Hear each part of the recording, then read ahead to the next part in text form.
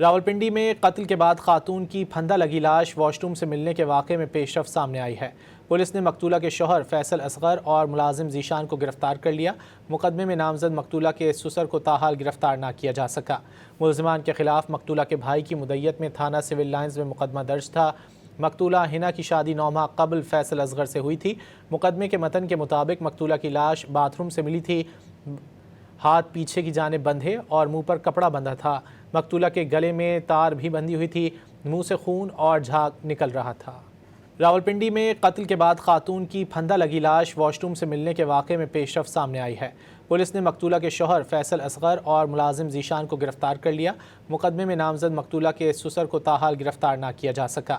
ملزمان کے خلاف مقتولہ کے بھائی کی مدیت میں تھانہ سول لائنز میں مقدمہ درج تھا۔